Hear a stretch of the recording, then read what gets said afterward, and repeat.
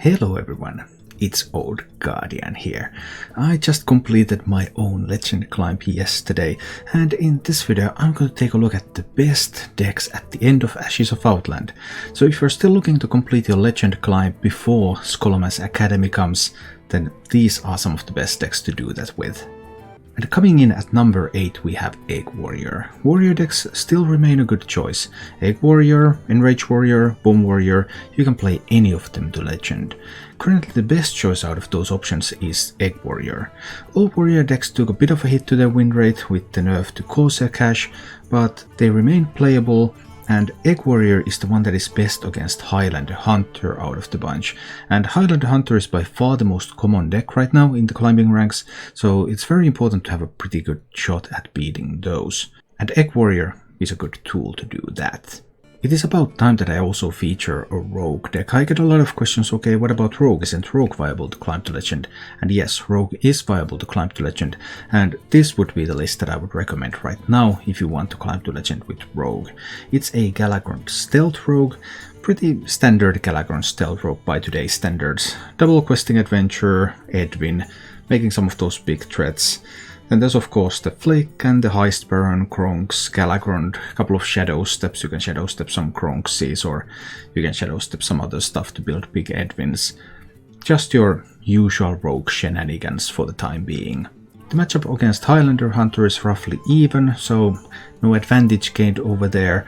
But other than that, Rogue has some other advantages and it's a fine deck for climbing. Warlock is also a perfectly viable class. There are actually two Warlock archetypes that you can climb to Legend with. There's Quest Warlock and there's Zoo Warlock. Coming in at number 6 on this list is Quest Warlock. The list itself hasn't changed over the past few weeks.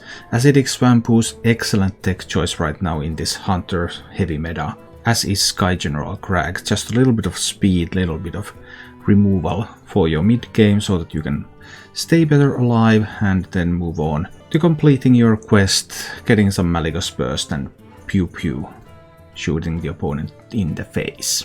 However, with those Hunter numbers, Zoo Warlock coming here at number 5 is a stronger choice than Quest Warlock at the moment, because you can really punish those Hunters. You're really fast, it's also short games, so fast climbing, and punishing Hunters is very important right now. The Zoo Warlock list also has not changed since the last video that I made about the best decks. The best Zoo is still this sort of self-damage Zoo with the Nephesed Treasure, Diseased Vulture. Very strong deck for climbing. Surprisingly enough, also Paladin has retained its strength and is present on the best decks list even with 2 decks. There's Pure Paladin and there's still Murloc Paladin. Pure Paladin has become just stronger with every nerf patch. Pure Paladin of course got a buff with Elder Attendant, and all of its opposition is getting nerfed, and this sort of deck with just a lot of healing can outlast many of its opponents, and then those Libram of Hope 8/8 Taunt Divine Shield minions can start bashing the opponent in the face. Your biggest worries are that your big stuff is going to get sapped and you lose all of your buffs, and then you're being hit in the face too quickly, but there are not that many rogues on the ladder, so right now Pure Paladin's doing well. I have to say that I'm a little bit surprised by Murloc Paladin's success. Murloc Paladin here at number 3, because Murloc Paladin's matchup spread is polarized. It really punishes slow decks. It's even very good against Highlander Hunter, the current most common deck in the game, and that of course explains much of its success. But it also loses rather miserably to something like Warrior decks, for example. Warriors just farm Murloc Paladin, but when the meta is just right and there are much more of these good matchups than there are of those bad matchups, then that means that Murloc Paladin can just soar through the ranks. Coming in at number 2 is good old Tempo Demon Hunter. This is still WuLing's Cobalt Spellkin build. Last time I made a best decks video I also featured an old Warglaze build alongside this, but the Warglaze build has lost some percentage points along the way, and this Cobalt Spellkin build has proven to be superior. This is currently the best performing version of the deck. I recently featured a version with Wulbra Scoundrels instead of Chaos Strikes on this channel, which was also a fine deck, but this one is able to edge over that by around 1%, so clearly a better deck. Yeah, often the differences are really small. And in practice, if you play like 50 games with the deck, you might not notice any difference. And there are multiple ways to build a successful Demon Hunter deck. But looking overall at the statistics, larger sample sizes, this is the list that is optimal to go with.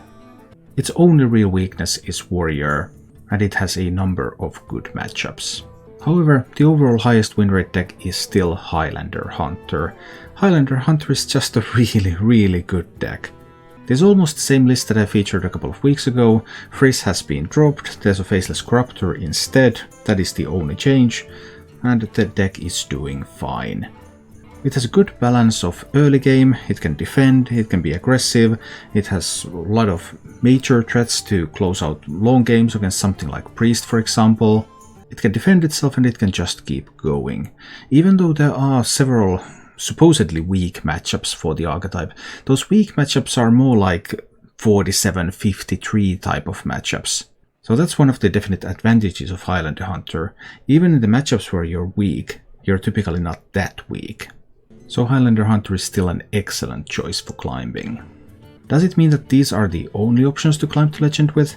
Of course it doesn't. For example, I played the last few ranks with a Spellmage deck, which isn't even listed here. So what's up with that? I don't even take my own advice. Well, I prioritize fun over efficiency, but I know a lot of players want to know just give me a good deck that I can just quickly play to Legend, and once I hit that, I start to think about what else to do. Or maybe your goal is to hit rank 5 diamond or rank 10 diamond. And you just want a quick tool to hit that ranked floor goal that you have, and then you can start playing whatever you want at that point. And that's why I'm trying to present the best options here, so that you can climb the way that you want to. Thank you for watching.